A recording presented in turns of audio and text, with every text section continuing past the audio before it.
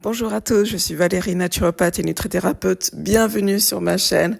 Aujourd'hui, je vais vous parler d'un sujet qui va tous nous concerner. Ça fait partie de la nature humaine, c'est le vieillissement. Et notamment, on va parler de la perte musculaire après 50 ans. Pourquoi après 50 ans?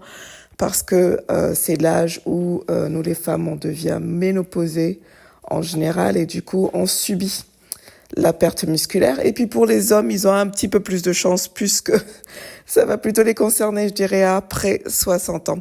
Alors donc en fait, dans cette vidéo, je vais parler déjà du phénomène de sarcopénie, son impact sur la santé, sur notre bien-être. Restez avec moi jusqu'à la fin parce que je vais partager en tout cas 6 façons d'optimiser vos hormones pour prévenir la perte de la masse musculaire. Alors déjà, on va se poser la question: qu'est-ce que ce phénomène de sarcopénie? Alors, la sarcopénie, c'est en fait le processus de perte de masse musculaire qui survient naturellement avec l'âge, puisqu'en fait, au fil des ans, nos muscles ont tendance à s'affaiblir, à perdre de leur volume, ce qui peut avoir un impact significatif sur notre qualité de vie. Donc, il va être vraiment important de reconnaître ce phénomène, d'en comprendre les implications pour pouvoir prendre des mesures pour le contrer assez rapidement parce que ça va avoir une importance sur les facteurs de risque de maladie puisque en fait le fait de maintenir, on le sait, une masse musculaire saine au fur et à mesure que l'on vieillit, ça va bien entendu aider à avoir des muscles forts, mobiles, mais surtout ça joue un rôle capital et crucial dans la prévention de certaines maladies, notamment tout ce qui est maladies type musculaire, style sclérose latérale amyotrophique, qui est peut-être plus connue sous le nom de maladie de Charcot, puisqu'on sait que c'est un risque qui est plus accru notamment chez les hommes, la maladie de Charcot. Donc, il va être vraiment essentiel de prendre des mesures pour préserver cette masse musculaire au fur et à mesure qu'on avance dans l'âge. Alors, c'est aussi parce que ça peut aussi induire des risques de chute aussi, parce que plus on va avancer dans l'âge et plus le fait de tomber, de chuter, ça va augmenter le risque de fracture bien entendu, mais aussi on le sait aussi, ça a un impact sur la santé mentale si on se retrouve longtemps alité. Alors, quel est le rôle des oestrogènes dans la perte musculaire? Pour les femmes, les changements hormonaux liés à la ménopause, ça va jouer bien entendu un rôle dans la perte musculaire, notamment parce que cette diminution des niveaux d'oestrogènes peut entraîner une diminution de la masse musculaire et de la force musculaire. Donc, dès qu'on va être ménopausé, en fait, faites bien attention, mesdames, à prêter une attention particulière à votre santé musculaire et prendre les mesures qui en découlent.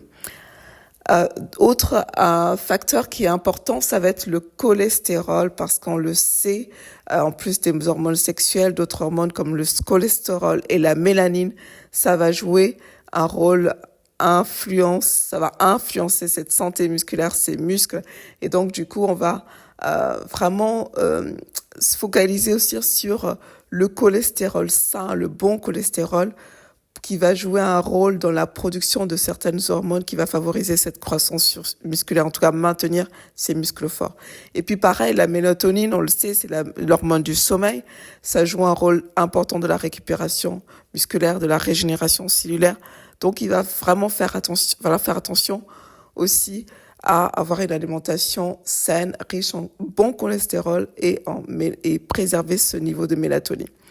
Alors, comment optimiser ces hormones pour prévenir cette perte musculaire? Ça va être déjà plusieurs facteurs. Je vais vous en parler de 6 façons d'optimiser vos hormones pour garder des muscles forts. Ça va être d'une part le soleil, encore et encore le soleil, parce que cette lumière infrarouge va être intéressante pour justement contribuer à la masse musculaire saine. Et le rôle de l'infrarouge, ça a plusieurs effets positifs. Je vais vous parler de 1, la stimulation au niveau de la circulation sanguine. Pourquoi?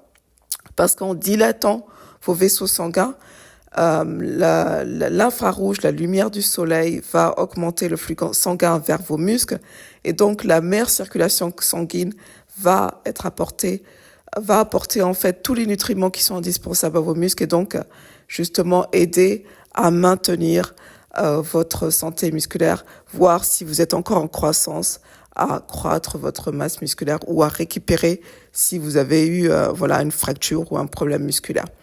Donc cette lumière rouge, elle est très très importante si en tout cas vous êtes jeune par exemple pour tout ce qui est récupération après l'exercice physique.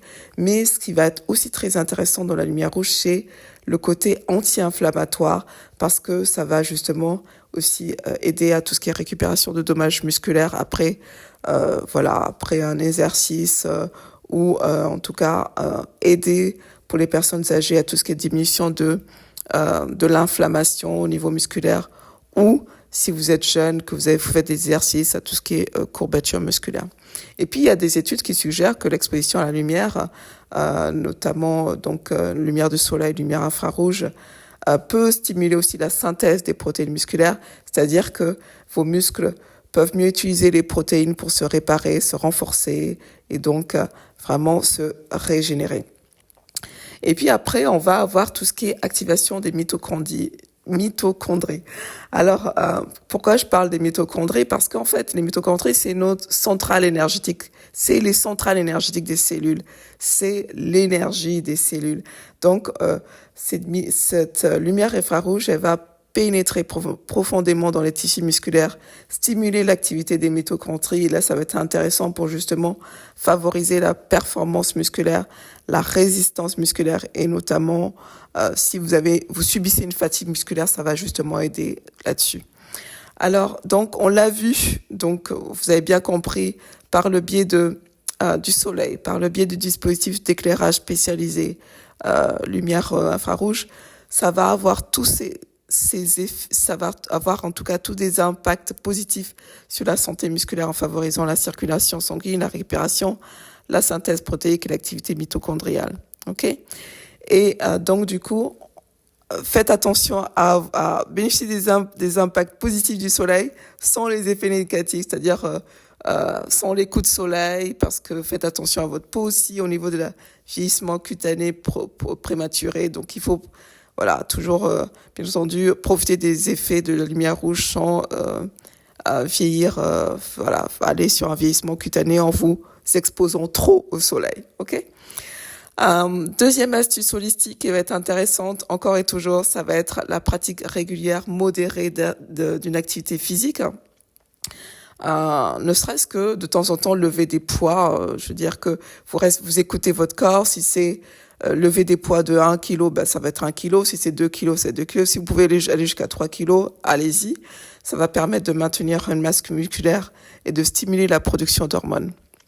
Et puis troisième astuce holistique, ça va être avoir une consommation, une alimentation riche en protéines pour soutenir la synthèse musculaire, la récupération. Ça va être très important. Donc des protéines animales, privilégier la viande, le poisson. C'est le plus intéressant que les protéines végétales. Donc les protéines végétales, c'est vraiment en dernier lieu. Et puis, après l'alimentation saine en protéines, on va aussi s'intéresser à tout ce qui est bon cholestérol pour le HDL. Donc, les aliments riches en graisses saines, ça va être la sphère des avocats, par exemple, qui sont riches en graisses monoinsaturées. Ça va être bénéfique aussi pour la santé cardiaque. Les huiles végétales non raffinées, comme tout ce qui est huile d'olive, huile d'avocat, de noix, de colza, ça va être intéressant pour aider à augmenter le HDL. Les poissons gras aussi, tout ce qui est saumon, maquereau, hareng, sardines, qui sont riches en oméga 3 aussi, qui vont contribuer à augmenter le HDL. Attention au saumon, pas plus d'une fois par semaine, parce qu'on le sait, c'est un poisson qui est de plus en plus contaminé, malheureusement. Les légumineuses, tout ce qui est pois chiches, lentilles, haricots, les pois riches en fibres solubles aussi, ça va être intéressant. Et encore et toujours, impossible de faire un passe dessus, ça va être les légumes verts, comme les épinards, les brocolis, les carottes, qui sont riches en fibres, en antioxydants. Ça va aider aussi pour augmenter le HDL, mais aussi les fruits, comme les baies, les agrumes, les pommes, qui sont plus intéressants que les fruits sucrés. Les fruits sucrés auront moins d'impact bénéfique que tout ce qui est baies, agrumes et pommes.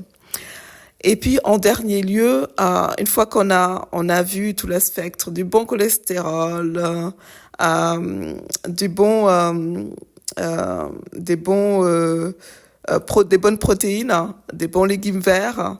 Je vais vous parler de 2 compléments alimentaires qui peuvent être intéressants, mais qui sont vraiment à prendre en dernier lieu, après tout le protocole que je vous ai donné, sommeil, exercice physique, alimentation.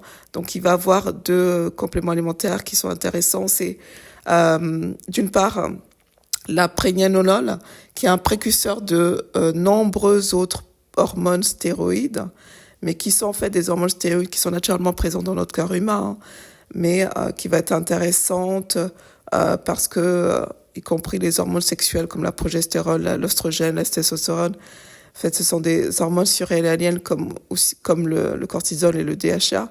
C'est-à-dire que, en fait, plus on va vieillir, plus la production de prégnénolone, elle va diminuer. Donc, ça va affecter la synthèse des autres hormones sexuelles. Donc, justement, peut-être une supplémentation en prégnénolone, ça va être intéressant pour maintenir la santé musculaire.